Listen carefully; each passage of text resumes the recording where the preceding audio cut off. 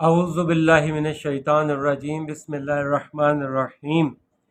ہاں، جو برے کام کرے اور اس کے گناہ ہر طرف سے اس کو گھیر لیں تو ایسے لوگ دوزخ میں جانے والے ہیں اور وہ ہمیشہ اس میں جلتے رہیں گے۔ اور جو ایمان لائیں اور نیک کام کریں وہ جنت کے مالک ہوں گے اور ہمیشہ اس میں عیش کرتے رہیں گے۔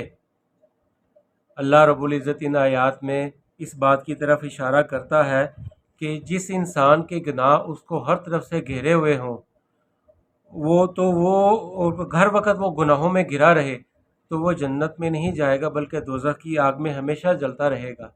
اگر وہ توبہ کر لے مرنے سے پہلے تو انشاءاللہ اللہ تعالیٰ اس کو معاف فرما دیں گے، اور جو ایمان لائیں اور نیک عمل کرتے رہیں گے ان کے لیے جنت ہمیشہ کی جنت، اور وہ وہاں پر عیش کرتے رہیں گے۔ صدق اللہ العظیم۔